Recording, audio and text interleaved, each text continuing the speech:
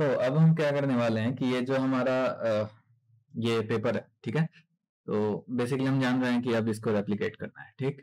तो इसमें जो हमारा सबसे पहला हमारा मॉड्यूल क्या होता है, पार्ट्स का मॉड्यूल होता है। ये तो हम सब बेसिक जिन्होंने देखा होगा वीडियो, जिन्होंने अभी तक एबेकस चलाया भी होगा उनको पता है। सबसे पहला हमारा पार्ट्स वाला मॉड्यूल होता है।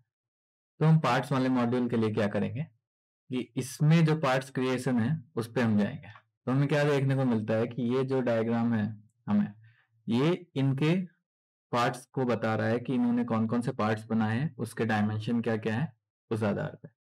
तो हम इस पे आए और हमें क्या देखने को मिला कि इन्होंने बेसिकली मेजोरिटी में, ठीक है, ऐसे नॉर्मली नहीं, मेजोरिटी में दो पार्ट्स बनाए हैं। एक है ये सी, हमारा सी सेक्शन, और दूसरा है जो ये बैटन इन्होंने ज्वाइन कर रखा है, ठीक। तो सी सेक्शन का हमें डायमेंशन दे रखा है कि कॉर्नर पे रेडियस है आर, जो कि हमारा 4 है, ठीक है। जो हमारा वेब का विड्थ है वो 100 दे रखा है, और बैटन का इन्होंने नहीं दे रखा है क्योंकि बैटन जो ये B1 है ये कॉर्ड्स टू कॉर्ड का डिस्टेंस है, जो इन्होंने नहीं दे रखा है क्योंकि इन्होंने क्या किया है कि स्पेसिंग जो है कॉर्ड्स के बीच का उसको वेरी किया है, ठीक। तो पहली चीज ये हो गई। और इन्होंने चैनल, जो हमारा एक चैनल है उसका जो फ्लेंज का विड्थ है वो 30 दे रखा है इन्होंने, ठीक। तो हमारा इन्होंने क्या है, ये जो बी है, ये कैपिटल बी, ये क्या है, इन दोनों के बीच का स्पेसिंग है, ठीक। तो इन्होंने ये स्पेसिंग वेरी कर रखा है। फॉर एग्जांपल अगर इनका हम टेबल देखें तो इन्होंने क्या कर रखा है, इन्होंने स्पेसिंग वेरी कर रखा है। कैसे? कहाँ देखने को मिलेगा बी का वैल्यू हमारा?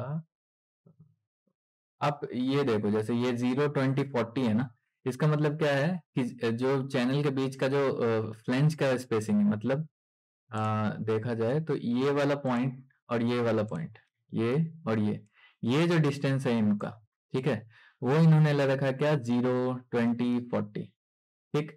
उसी पे वेरी कर रखा है 0, 20, 40, 0, 20, 40, 0, 20, 40, ठीक है। तो अब हम क्या करने वाले हैं कि इसमें हम ज्यादा कुछ नहीं करेंगे। हमें क्या करना है, ये पार्ट्स क्रिएट करना है, यानी हमें क्या क्या क्रिएट करना है, एक चैनल और बैटन, ठीक है। अब उसमें भी बैटन्स में इन्होंने क्या कर रखा है, दो तरह के बैटन्स है। जो साइड डायग्राम, आप लॉन्गिट्यूडनल डायग्राम देखोगे इसके, तो दो तरह के बैटन्स है। क्या क्या? एक एंड प्लेट्स है और एक इसके जो इंटरमीडिएट बैटन्स है, ठीक। तो एंड बैटन प्लेट और दो, मतलब दो एंड बैटन प्लेट्स हो जाएंगे, जो एक अप साइड और एक डाउन साइड लगा होगा कॉलम में, एक अप साइड एक डाउन साइड लगा होगा, ठीक है। और बीच में जितने भी इंटरमीडिएट कॉलम, इंटरमीडिएट बैटन्स हो, तो इन्होंने क्या दे रखा है, जितने भी मेरे एंड बैटन्स है, यानी टॉप और जो बॉटम पे हमारा लगा हुआ होगा, वो क्या होगा, 150 बाय जो इसका स्पेसिंग हो उसके आधार पे, है ना। तो एक तो ये हो गया, और दूसरा बैटन हमें कौन सा बनाना होगा, इंटरमीडिएट, जो कि 100 बाय जो इसका स्पेसिंग है, ठीक। और इन दोनों के बीच का जो है, सेंटर टू सेंटर नहीं दे रखा है, इन्होंने दे रखा है एंड टू एंड, जो हमारा स्पेसिंग है दो बैटन्स के बीच का, वो 300 है, जो कि कांस्टेंट है हर जगह, ठीक। तो इससे क्या हो गया कि जैसे इन्होंने सीरीज बना रखा है, उसका हमें लेंथ मिल जाएगा, उसका स्पेसिंग हो गया हमारे पास, और थर्ड हमारे पास उसका क्रॉस सेक्शन हो गया। तो हमें ये बनाना है। तो हम इसमें क्या कर रहे हैं कि ये C8040 जो इनका सीरीज है, हम इसको बनाने वाले हैं। अब मैं इसको इसलिए बनाने वाला हूँ क्योंकि ये मैंने पहले भी बना रखा है। मैंने जब अपना पेपर के लिए दिया था, मैंने जो थीसिस पेपर बनाया था अपना, उसमें मैंने इसी को यूज करके वैलिडेट किया था। मैंने 3 मॉडल्स बनाए थे इसके, C8040, C5040 एंड C30, ठीक है। तो हम इस वाले वीडियो में C8040 वाला करने वाले हैं। अब ये C8040, ये 8040 क्या है, तो इन्होंने क्या रखा रखा है, सीरीज का जो नाम रखा है C फॉर कॉलम। 80 मीन्स होता है हर नेमिंग का जो है ना एक मतलब होता है, ठीक है। आप भी जब अपना रिसर्च पेपर बनाओगे तो आप जितने मॉडल है ना, उसको इस तरह से या किसी तरह से आप एक नॉमेनक्लेचर में रखना, ताकि वो मतलब नाम से पता चल जाए कि क्या चल रहा है। तो जैसे ये C8040 है, इसका मतलब क्या है कि इन्होंने जो ये लास्ट वाला कॉलम है BW/T रेशियो, ठीक है, ये 80 ले रखा है, और जो मेरा 40 है वो क्या है, स्पेसिंग है दोनों के बीच का, ठीक है। तो इन्होंने ये करके रखा है। तो अब जो हम पार्ट क्रिएट करने वाले हैं उसमें क्या होगा, मेरा C8040 होगा, ठीक है। मतलब स्पेसिंग तो 40 मिल गया, डायमेंशन हमें सारा मिल गया था, ठीक है। थिकनेस जो होगा 1.25 का होगा, रेडियस हमें पता ही था, और स्पेसिंग अभी ये बी जो है ये हमें पता चल गया, ये कितना है, 40 है हमारा। तो 40, 30, 70 एंड 30, 100, यानी 100 बाय 100 का एक रेक्टेंगल हमारा बनने वाला है, ठीक है। तो हमारा बैटन लेंथ क्या हो जाएगा, जो मेरा एंड बैटन है वो 150/100 हो जाएगा, जो इंटरमीडिएट है वो 100/100 हो जाएगा। ठीक है, तो ये दो हो गए, थिकनेस हो गया उसका। जो हमारा टीबी है, थिकनेस ऑफ बैटन्स, वो 6 mm फिक्स है, तो 6 mm हम लेके चलेंगे। ठीक है, अब हमें क्या देखने को मिल रहा है कि ये जो है ना शेल यूज किया है इन्होंने, आपको दिख रहा होगा ये जो डायग्राम इन्होंने सी वाला दे रखा है, थर्ड पार्ट हमारा सेल यूज किया हुआ है, तो हम भी सेल यूज करके करेंगे। हम इसे 3D में भी कर सकते हैं, मगर ज्यादा जनरल होता है कि इन्होंने जैसे यूज किया वैसे यूज करेंगे। और इसके यूज करने का भी रीजन है, वो जब पार्ट्स हम क्रिएट करेंगे तो उस वक्त हम बताएंगे कि ये आखिर सेल ही क्यों ले रखे हैं। ठीक है, तो हम शुरू करते हैं। जो हमारा बीम ये C8040 है वो कुछ इस प्रकार का दिखता है, ये जो आपका बी पार्ट है ये वाला पूरा। ठीक है, और इसमें इन्होंने क्या कर रखा है, इम्परफेक्शन ऐड किया हुआ है। अब फिर इम्परफेक्शन क्या होता है कि जैसे कि अगर हम किसी नॉर्मल कॉलम की बात करें तो वो क्या होता है कि हमारे पास रोल्ड स्टील है, इन्होंने लिखा है CFS I guess, cold form steel. ठीक है, कोल्ड फॉर्म स्टील।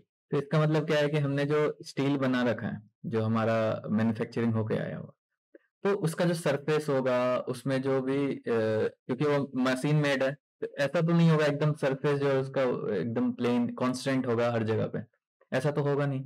तो अब क्या होगा कि कुछ इफ इन केस अगर मेरा वो कॉलम है जो इन रियल की बात कर रहा हूँ मैं, एक्सपेरिमेंट की बात नहीं कर रहा हूँ, जो मेरे पास कॉलम है उसमें कहीं एक छोटा सा वॉइड है, तो जब हम क्या कहते हैं लैब में परफॉर्म करेंगे तो उस वॉइड के कारण हल्का सा कुछ तो कुछ उसमें डिफ्लेक्शन या कुछ आ सकता है। ठीक है, पॉसिबिलिटीज है। तो वो पॉसिबिलिटीज मेरा इम्परफेक्शन होता है कि एकदम परफेक्ट हमारा काम नहीं है, लेकिन उसमें कुछ कुछ इम्परफेक्शंस हैं। अब उस इम्परफेक्शन को जब हमें जब हम मतलब हम काम कर रहे हैं अब एबेकस पे, ठीक है, तो वो इम्परफेक्शन भी तो हमें दिखाना होगा ना एबेकस में कि हाँ इम्परफेक्शंस आ रहे हैं, तो हमें वो भी इंड्यूस करना होता है। जब आपने वो पढ़ा होगा क्या कहते हैं स्ट्रक्चर, SD, स्ट्रक्चरल डिजाइन, जिसमें कि हम इसकी बात करते हैं, अर्थक्वेक की बात करते हैं, तो उसमें आपने आइगन वैल्यूज पढ़े होंगे, आइगन्स।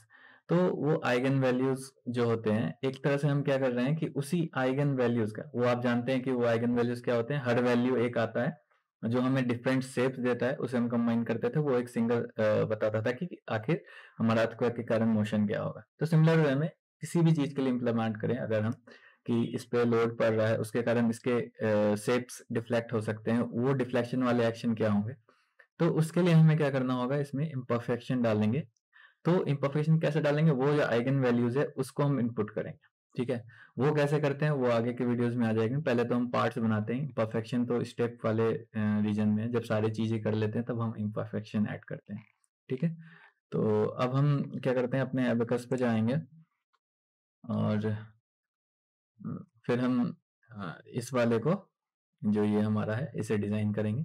ठीक है, सिमिलर वे में हमें क्या करना है, पार्ट्स बनाने हैं। सबसे पहले हमारा क्या होगा, क्रिएट पार्ट में जाएंगे और इस पार्ट का नाम हम डालेंगे piece section.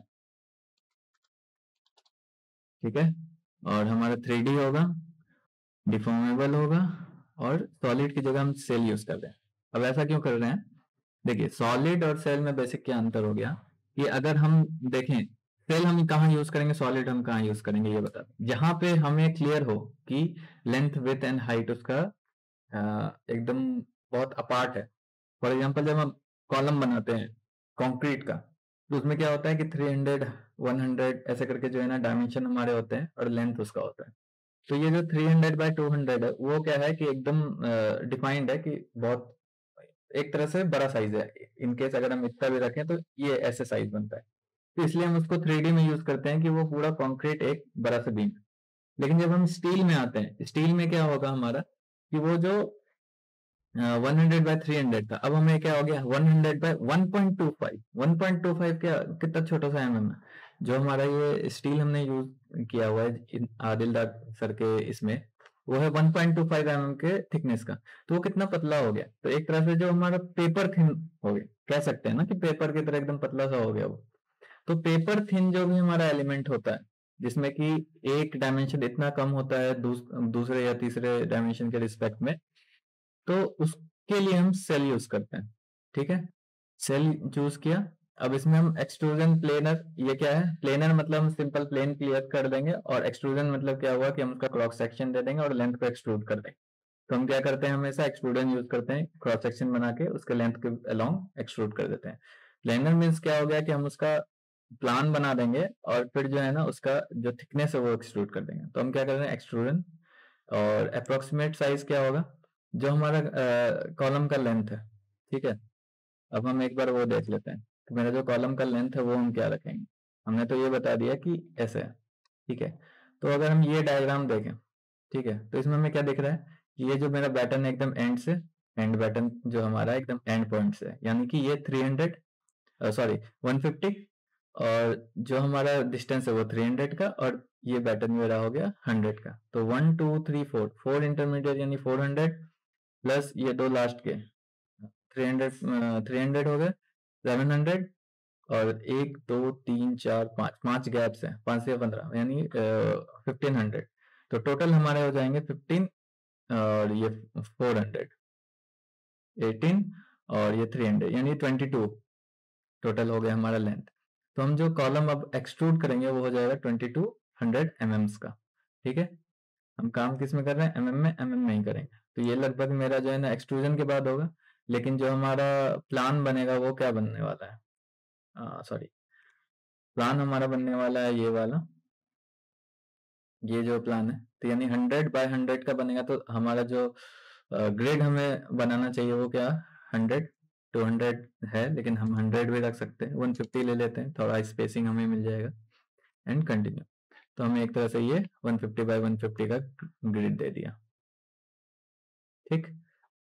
And after that हम क्या करेंगे कि एक फॉर सेंटर करने के लिए उसको, ठीक है, ये सेंटर लाइन हम क्रिएट कर लेंगे, ताकि वो क्या हो जाए, और इसे फिक्स कर लेंगे, ताकि जो हमारा सी सेक्शन बने वो सेंटर हमारा हो, ठीक है। तो हमने ये फिक्स कर लिया। अब हमें क्या करना है, हमें बनाना है लाइन से डायग्राम, ठीक है। तो हम एक सिंपल लाइन लेंगे, नॉर्मली हम ऐसे क्रिएट कर सकते हैं लाइन, सी सेक्शन हमारा कुछ ऐसे होगा, ठीक है। और हम इस इजी क्या करते हैं, हम डायमेंशन चेंज कर सकते हैं, यहाँ से ये लिया, ये मेरा क्या है 100, ठीक है, और ये मेरा क्या है 30, और ये भी मेरा क्या है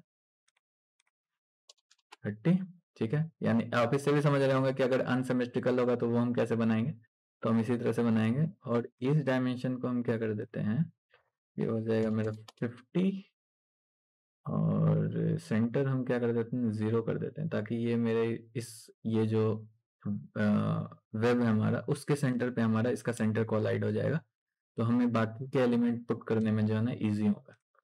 तो हम ये डायमेंशन इस लाइन से इस लाइन का लेते हैं, इसको 0 कर देते हैं, तो हमारा ये आ गया। अब और क्या था हमारे पास, एक फिलेट हुआ, ये कोना कॉर्नर कॉर्नर बैंड है इसके, तो हम कॉर्नर लेंगे, फिलेट रेडियस हम दे देंगे 4 का था हमारे पास, और हमें एंटिटी चूज करनी है ये एंड ये, और दूसरी ये एंड ये। तो हमारा जो कॉर्नर फिलेट है वो 4 हो गया, ठीक है। तो हमें बेसिकली क्या हो गया, जो हमारा अब एक बार ये डायग्राम चेक कर लेते हैं, क्या था, ये 100 हमने दे दिया, रेडियस 4 दे दिया, ये 30 mm का, ये हमने 30 mm दे दिया, ठीक। तो ये चैनल सेक्शन हमारा क्रिएट हो गया, ओके। तो हम करते हैं क्या, डन करते हैं, और हमसे पूछता है ब्लाइंड डेप्थ देना है, उसका लेंथ क्या होगा, वो हो जाएगा 2200, एंड ओके, ठीक। तो ये हमारा एक तरह से क्रिएट हो गया channel section. Channel section create होने के बाद हमें क्या क्रिएट करना है, हमें पार्ट 2 करना है बटन्स। तो हम सबसे पहले एंड बटन कर लेते हैं, ठीक है। और इस बार एक एक्सट्रूजन की जगह क्या होगा, प्लानर होगा हमारा।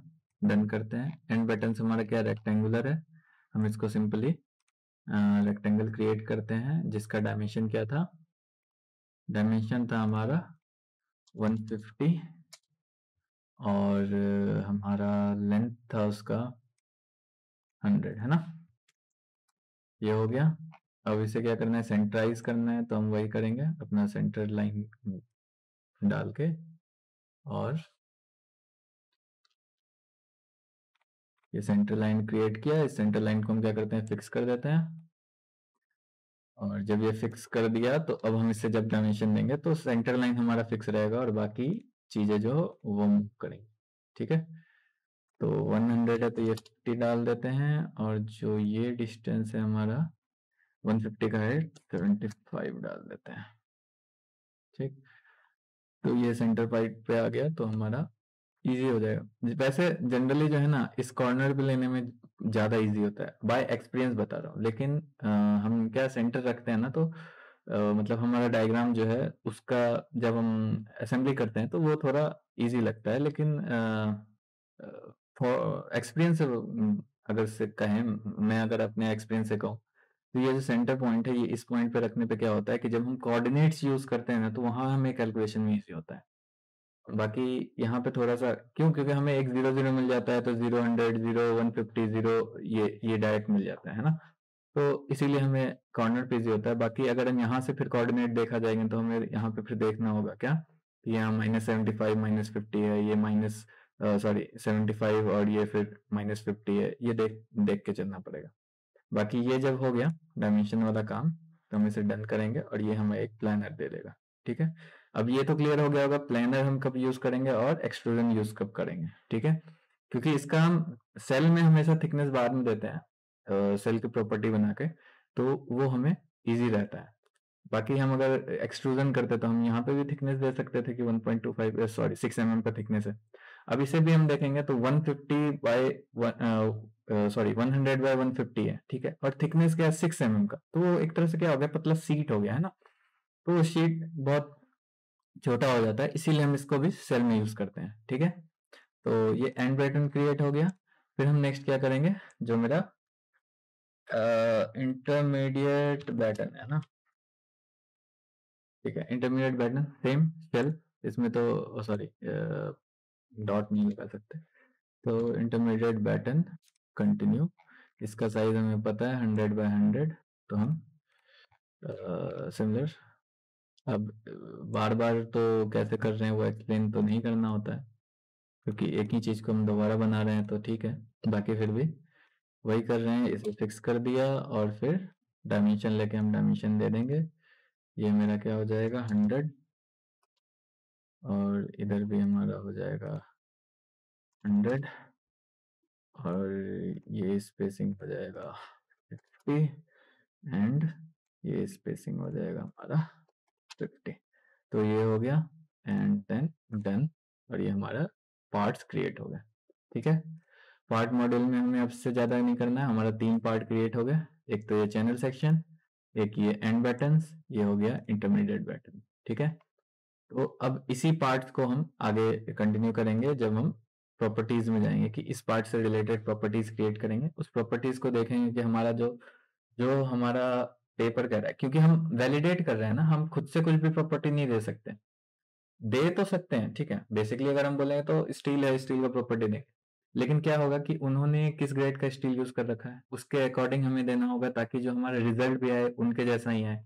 वरना क्या हो जाएगा, हम अगर हायर ग्रेड का दे दिए तो हमारा स्ट्रेंथ बढ़ जाएगा, फिर हमारा ग्राफ मैच नहीं होगा तो फिर वो वैलिडेशन का कोई मतलब नहीं रहा। हमने अगर कम ग्रेड का दे दिया तो क्या होगा, हमारा जल्दी फेलियर हो जाएगा। ठीक है, तो वो सारी चीजें हमें जो हमारा पेपर है उससे पता चलता है। तो हमने ये 3 पार्ट क्रिएट किए। ठीक है, बेसिकली अब क्या होगा कि ये 3 पार्ट क्रिएट हो गए। अब हमें प्रॉपर्टीज में क्या क्रिएट करना होगा, एक तो इसका मटेरियल प्रॉपर्टी कि स्टील का ग्रेड कौन सा है, कौन सा स्टील है, क्या है। ठीक है, दूसरा हमें क्या करना होगा, इसका थिकनेस देना होगा। ठीक है, ये दो बेसिकली मतलब ज्योमेट्रिकल प्रॉपर्टी और जो मटेरियल प्रॉपर्टी, ये दो प्रॉपर्टी क्रिएट करना है। तो आगे जो वीडियो है वो हमारा प्रॉपर्टी मॉड्यूल होगा, उसमें हम क्या करेंगे, प्रॉपर्टीज इम्प्लांट करेंगे।